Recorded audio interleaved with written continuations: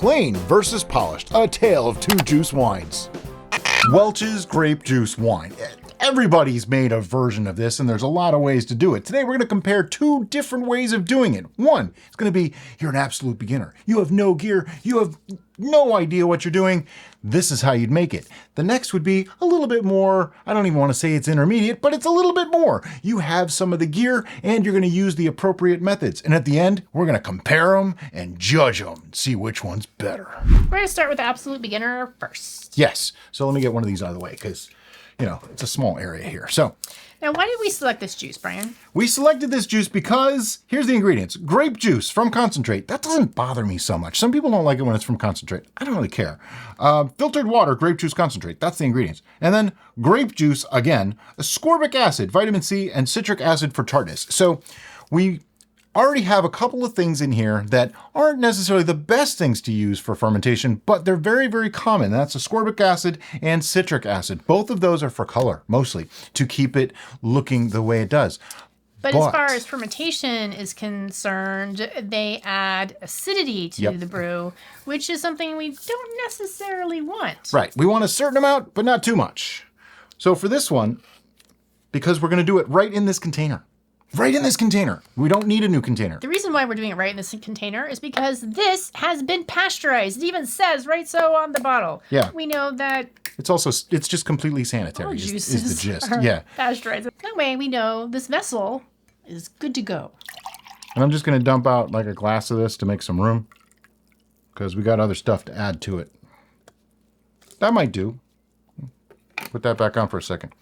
Now I'm going to do something that the average homebrewer just starting out may not do. So I'm doing this for testing purposes to make them equal.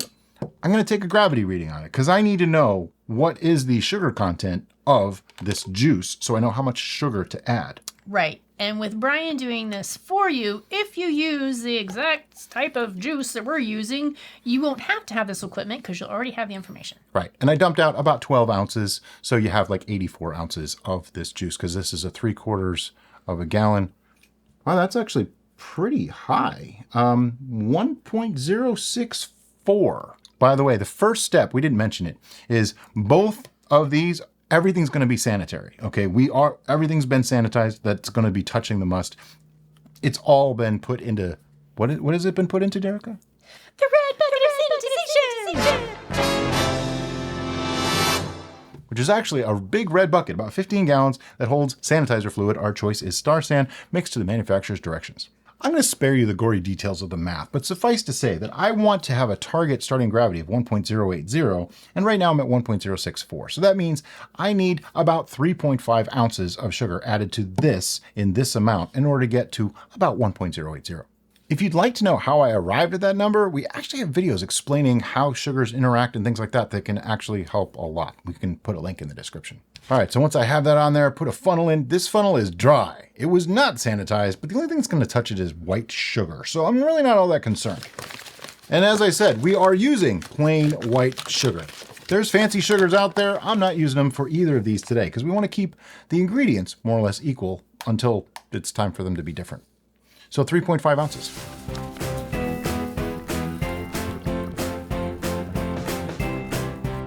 All right, we have our 3.5 ounces. I'm just going to set that to the side because we're going to need it again in a few minutes. And here's the advantage of using the plastic container. You got a cap, but don't trust it 100% because you never know if it's going to leak, but I'm going to try it anyway. I want to shake this up.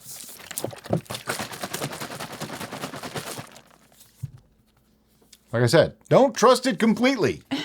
It's not a lot of sugar, so it should mix in pretty quick. In theory. Now I want to verify my numbers, so I'm doing this again. If you were a beginner with no gear, like the hydrometer stuff, I can understand that you don't necessarily want to have to go through this step. You can actually ferment this without the added sugar, by the way. It'll just be a little bit less alcohol. We're looking for somewhere like a 10 to 11% wine when we're done, so I wanted to add a little bit more sugar. Okay, not quite there, 1.074. Let me make a little bit of an adjustment with a little bit more sugar and we'll try again.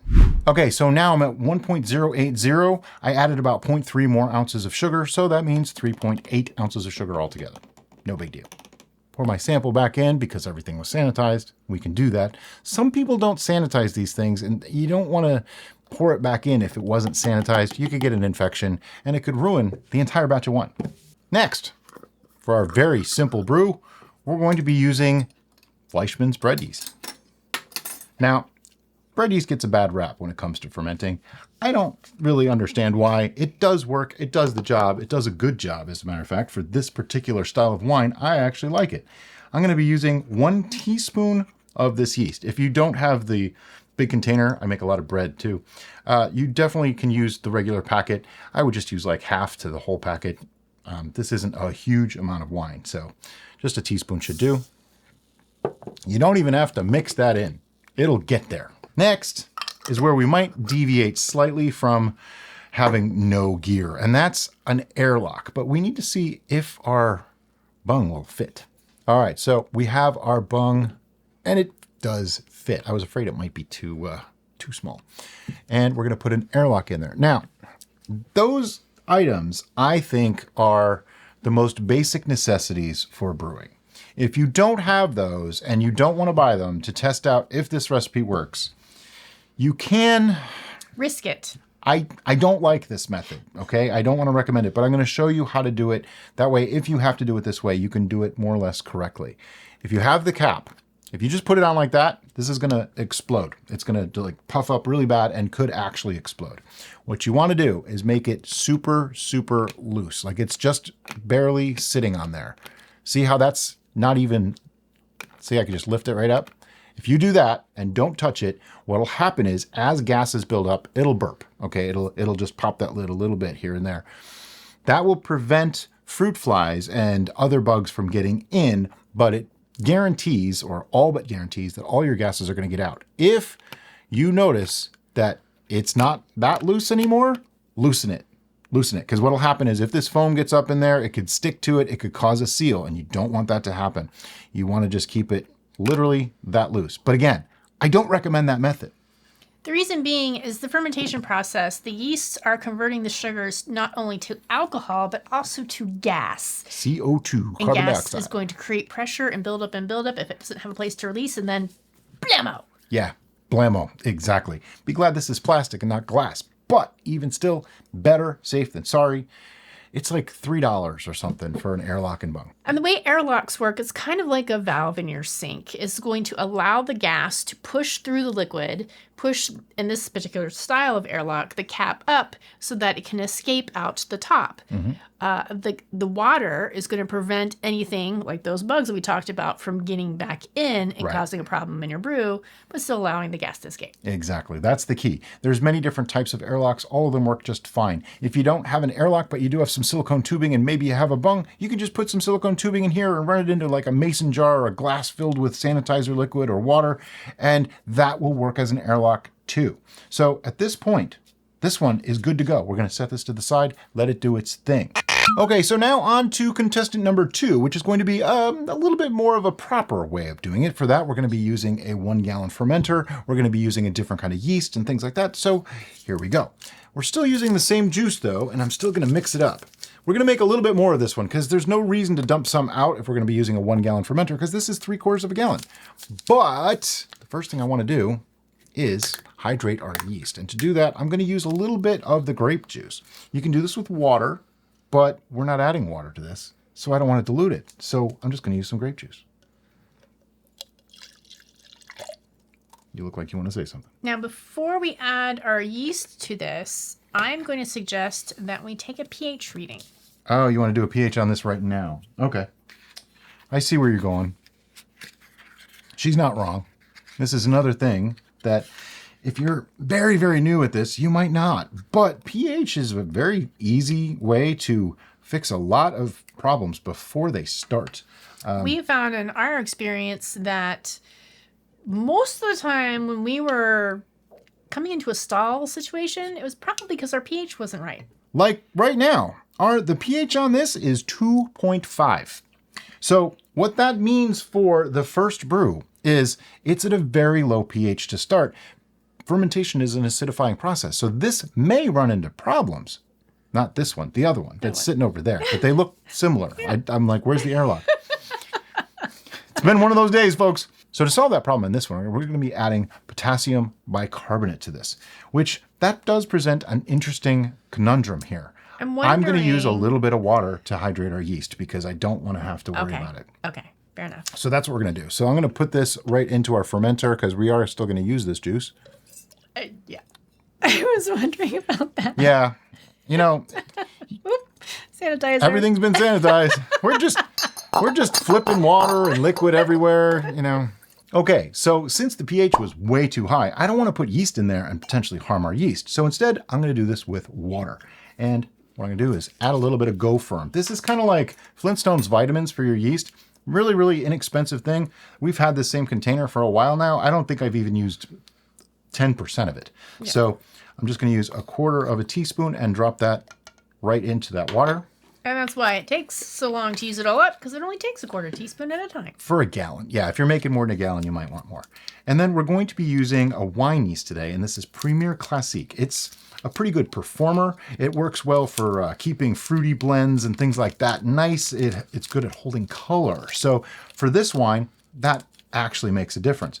But this is just a step up from using bread yeast, depending on who you talk to. Now we have half a packet here, which is giving Brian some fits, but... Because it's taped together. Yeah. See, my taping method and folding method is really, really good. It makes it very hard to get it back open again. But we've kept this in the fridge since it was used last. I'm just going to use half packet. It's about half. Probably about the same amount of yeast that we put in the other one. Yeah. Okay. And I'm using my self-stirring cup because it has ridges for the yeast's pleasure. And that way I can just go like this and mix it all together. That joke's never going to get old. Just get used to it because I'm going to do it in every show from here out. Just saying. Okay. And then set that to the side. There's no more we need to do with that for the moment. Let the yeast do their thing. I know I made a mess. It's all up the sides and... It's how he is. It's okay. It's okay. It's okay. Don't worry about it. Let it go. Now I'm going to take our juice and I'm going to put it into our 1 gallon fermenter using the funnel because I can't be trusted to pour.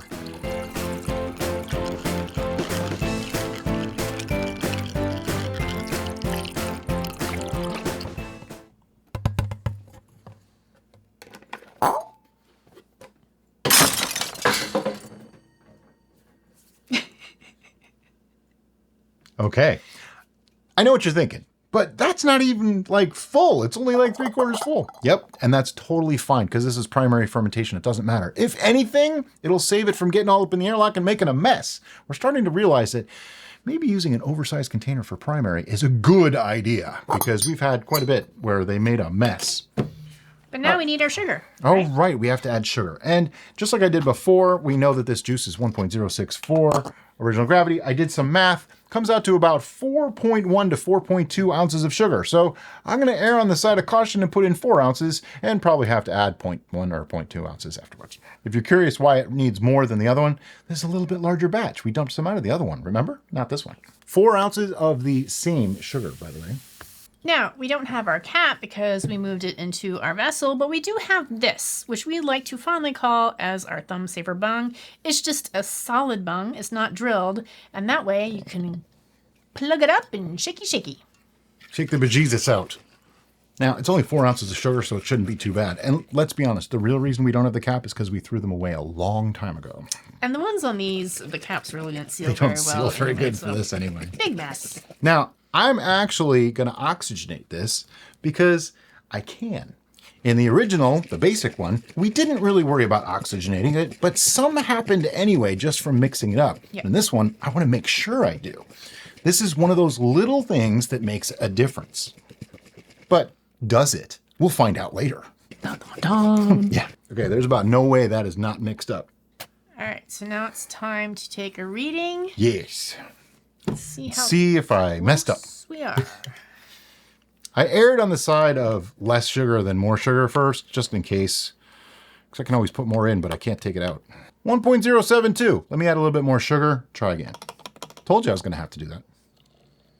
Okay, there's a lot of foam here, but when I get it to stop, if I push it all the way to the side, I can see through the side, it's at 1.080 on the mark. So 4.3 ounces of sugar did the job. I'm actually really curious how this test works out because this is like my sweet red wine that I've been making for years and years and years. Slight alteration on this one because I'm actually expecting it to go dry so that we can sweeten it to our taste afterwards. Next adjustment is going to be some Fermaid O. Now, wines don't always have nutrient added to them, but you know what? We've actually started just using Fermaid O in everything. This is, again, just like the other one.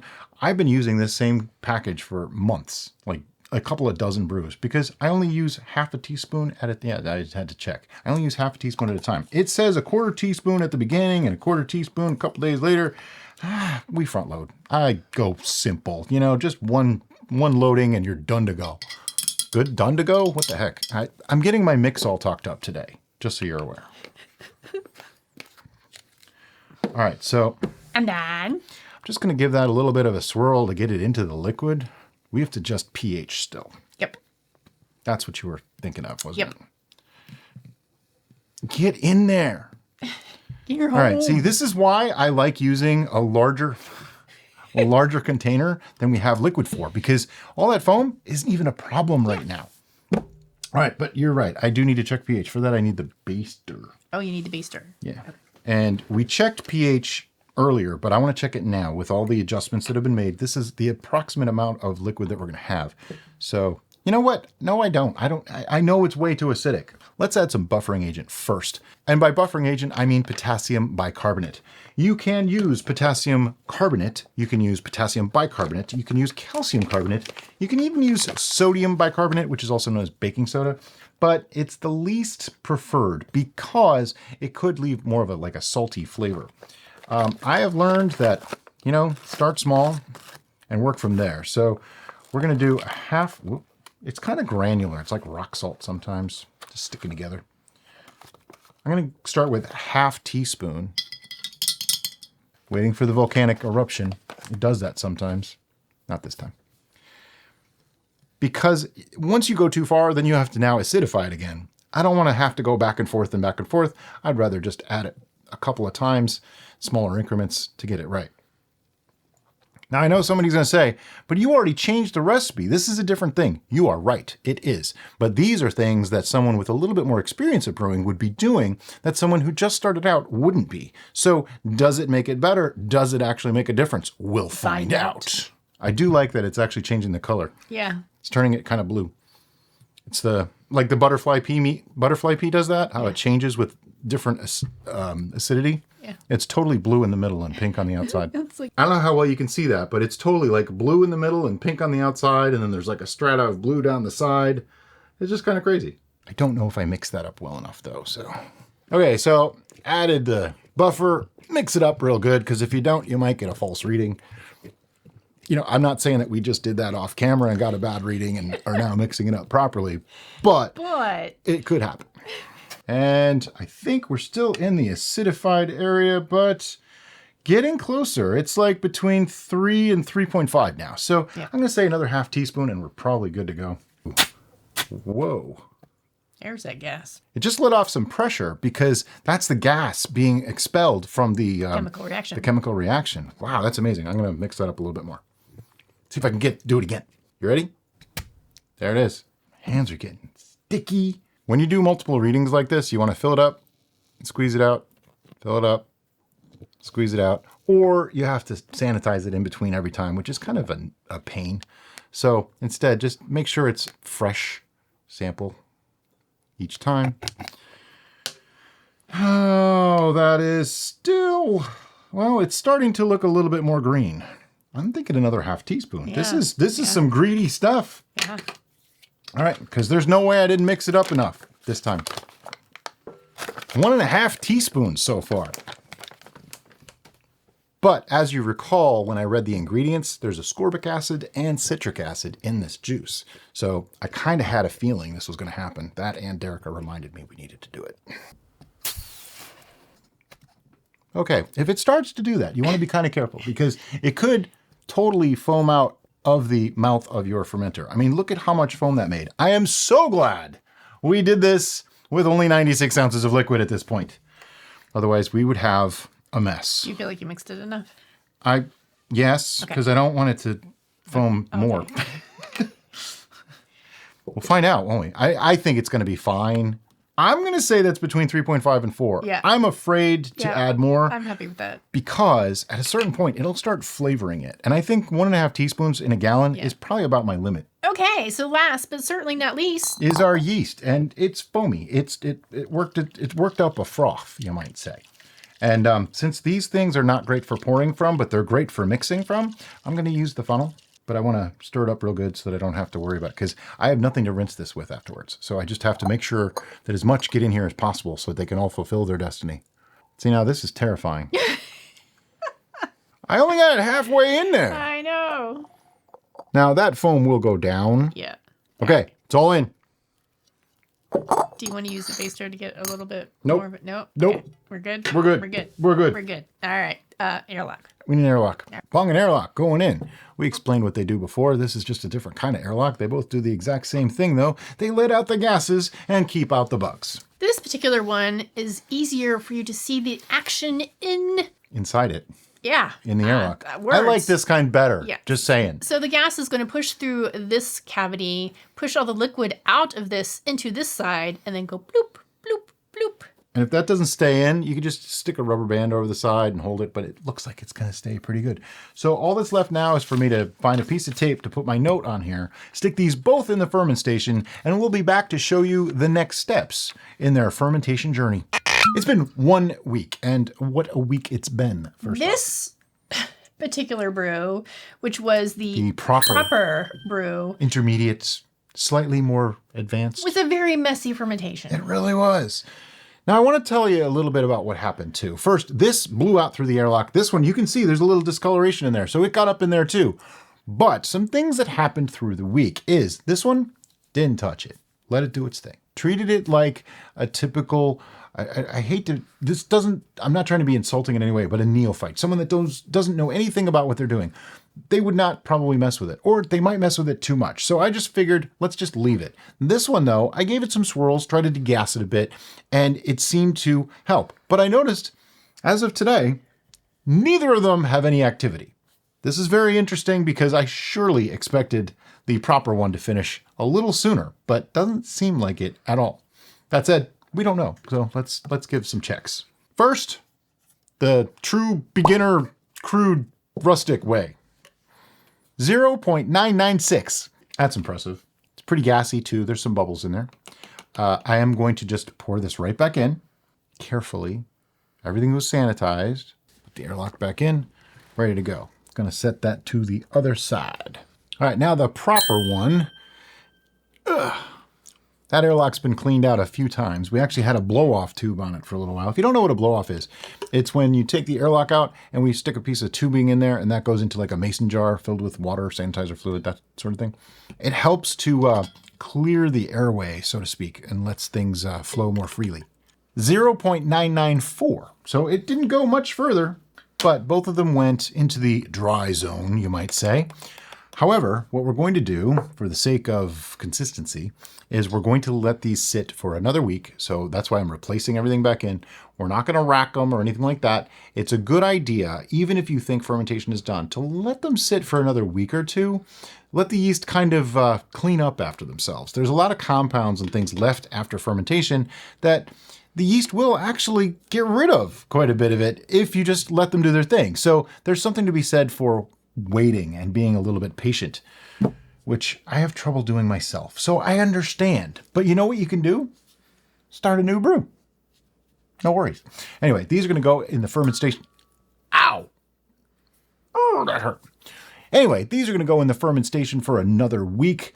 Another week, and we'll be back then. Okay, it's been one more week. We're going to take readings on these to make sure they're done before we move forward with the tasting and judgment. First up is our polished contender. It actually looks like it's cleared some, which is a good sign. It was at like 0.994, so I don't really expect there to be a lot of movement there. 0.994. We're not going to pour that in there. We're going to pour that in here. Right, because we're going to be doing a blind tasting of these, and I'm just going to pour it into two. Hold up. Oh, I got to mark my glasses. okay. So. Oh, that's right. You can't mark it after I fill it. That would be very You difficult. could try. So I'm putting A. Okay, so A and B are going to be the polished version. Well, A and A, Oh, okay. You're doing that. Gotcha. right? Sure, that works. So A and A are going to be the polished version, and B are going to be Yeah. the plain version. We're just making this up as we go. Yeah. Honestly. We just know that we're going to do a blind tasting. Yeah. And beyond that, the exact method of said tasting is up for debate. There's our two for this sample. And I don't mind mixing these up afterwards because we want to mix them up. Going to resanitize the reading stuff so that we get a proper measurement. Okay, so now it's time to do the plain one. Check its gravity. I'm going to assume it probably hasn't moved much. And while I do that, she's marking up the glasses while trying to hold the airlock. It's a good trick. Is it though? I don't know. Okay, it went to 0.994. So it did actually move 2 points. But it moved to the same. Moved as to the other. exact same as the other one. So, yay! So yeah, we have two virtually identical samples here, other than the way they were treated.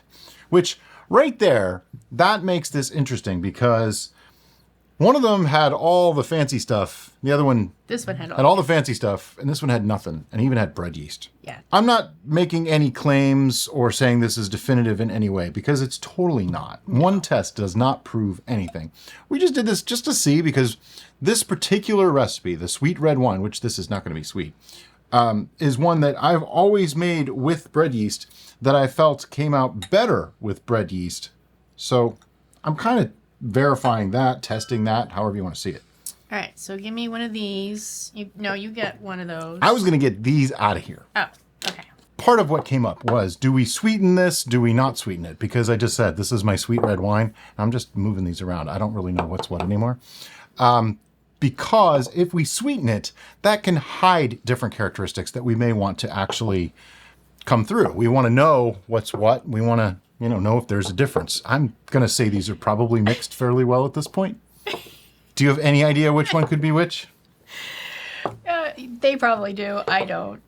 I'm sure somebody's going to replay this really slow and totally do the thing. I was talking while I was doing it on purpose, so that I have no idea. Just You let good? me. All right.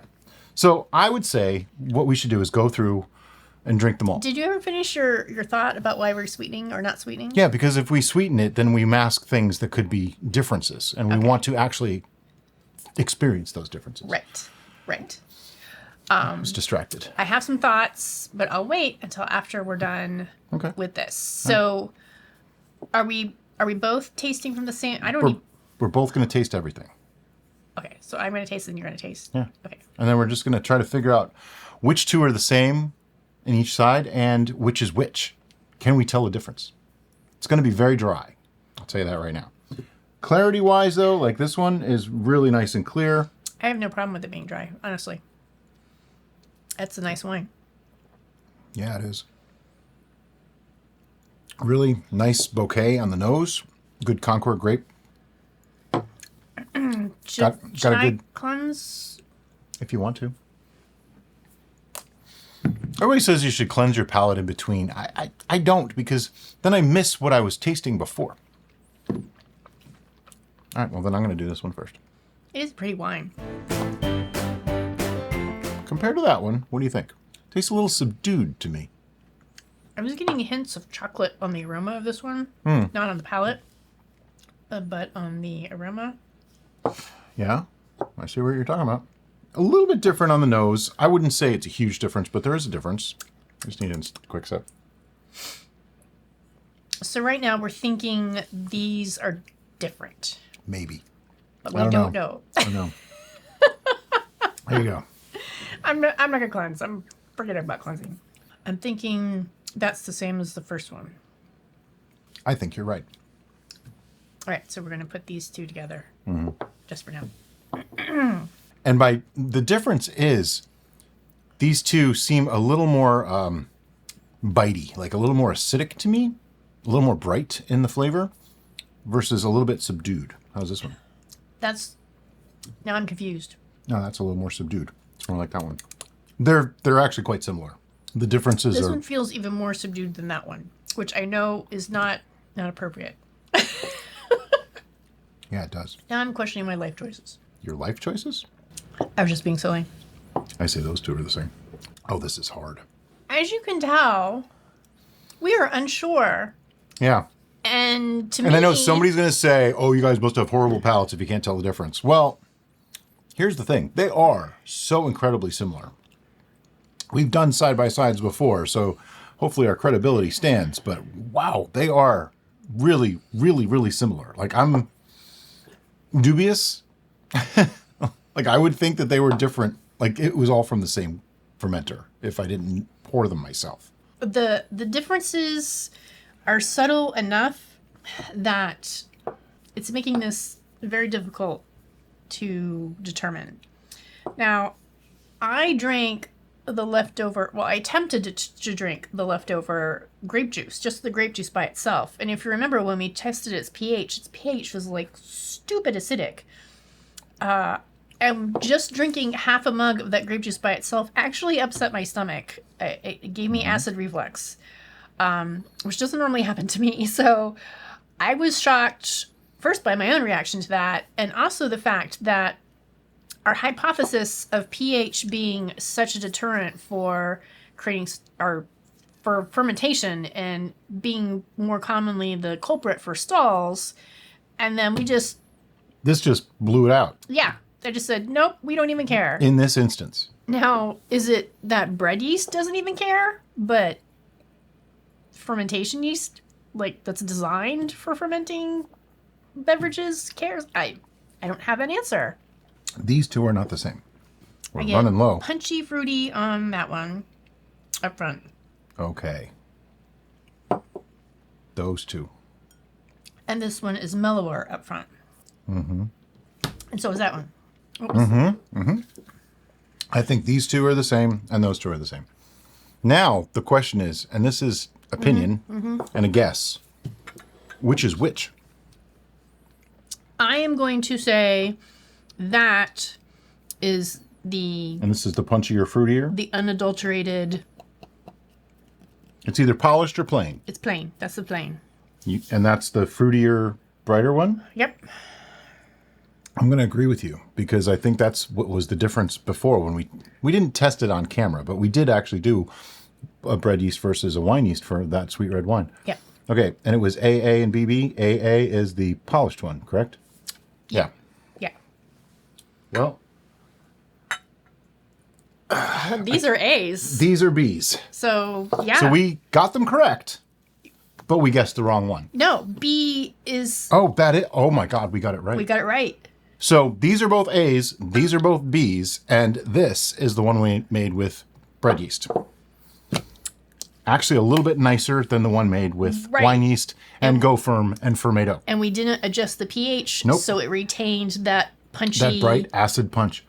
See, tests like this are awesome, but they also piss me off. They do. Because some of the beliefs that we had are now being challenged. Does that mean all the time, every time, this is the way?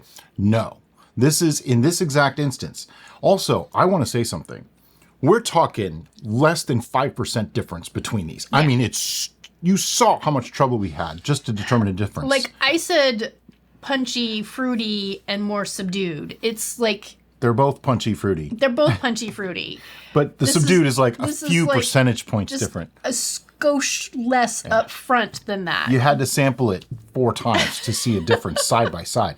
If you poured a glass of this and a glass in an hour, you probably couldn't tell the difference. Yeah, it's great. It's the same Which wine. brings to mind, do you need to worry about all that extra stuff? Now, something to remember with this. I can see it from here. These were only a 1.080 starting gravity. They're relatively low. As you go higher in gravity, you want the Fermento, the Go Firm, things like that. Yeah. At this exact gravity, for this exact juice, in this exact environment, with the yeast that we used, very, very, very little difference. Now, that's a good thing and a bad thing. It's a good thing because I know a lot of our people can't get wine yeast or don't want to use wine yeast and want to just keep things as cheap as they can. Bread yeast, Flieschmann's, just works. There's another one. Somebody was telling me about another bread yeast that they like that works just as well. That's awesome. I want to go out on a limb because I haven't done further testing, but I think the bread yeast for a Concord, and this wasn't even pure Concord, this was a mixed grape juice. Oh, was it? Yeah. It's Welch's. Works really well. Yeah. Now, there's been other times that we've used bread yeast where I don't think it was as successful, but it still worked. So I think for this particular recipe... You know, even on the smell, they're different. The bread yeast one is more fruity. Definitely more fruity. Yeah. I'm kind of impressed. So what information do we have from this? We actually have more questions than we do answers. Mm-hmm. As is the way with pseudo-scientific hobby experiments. Now, somebody's going to ask, what happens if you let them sit for a year? Well, if you let them sit for a year, they're going to age for a year. That's going to be a mystery because I'm not letting that stuff sit. We're going to probably rack that into one container, and we're going to bottle it and drink it because it's a decent red wine. It's going to be great for pairing with food. Oh, hell yeah. All the dinners. The wine's going to be gone. I'm confused, though, because I actually expected a bigger difference. Yeah. Good or bad, I expected a bigger difference, and I fully expected the one with Go Firm that was deep. I mean, okay, let me just explain how different these were treated. The plain one, I didn't swirl it. I didn't do anything to it. I just let it sit there. The polished one, I degassed it several times. I swirled it several times. Right. Here is something that just popped up. The little light bulb just went off in my head. We left them right here on our table so we could observe them. And the polished one was a much more aggressive fermentation. Yep. That was just a big mess of foam and crap, and we... It also technically finished first. Put a blow-off tube on that because it was so messy, while the bread yeast one just... kind of chugged along. I mean, it did throw a little bit up into the airlock, but it wasn't like we even had to change the airlock more than once. Right. Like, we had a significant volume loss on the polished one because it did erupt so much. Yeah, it was like a massacre the next morning. And we have had this new hypothesis with our slower fermentations that the slower fermentations have the possibility, yet on test, to retain some of those... volatile aromatics is what they say. Right, which is a good thing. Yeah, so a slower ferment is less aggressive, doesn't blow as much out the airlock is the gist. And it's possible just because it was a more aggressive fermentation, it blew more out the airlock. Which is why it was subdued for the polished. That would actually explain it. If that is the truth, we don't actually know. We'd have to do another test of aggressive versus non-aggressive. I don't even know how you get that to test, but we can work on something like that. Temperature. Yeah, just a lower temperature versus a higher temperature. Sure. But wow, that was amazing. Food for thought. And if there's another test of this type that you'd like to see us do, where it's like an A versus B type test, we love doing these. Something that, just a question that comes up all the time. If you have a test that you'd like to see us do, ask away in the comments below. And as always, guys, thanks so much for watching and have a great day. Bye-bye.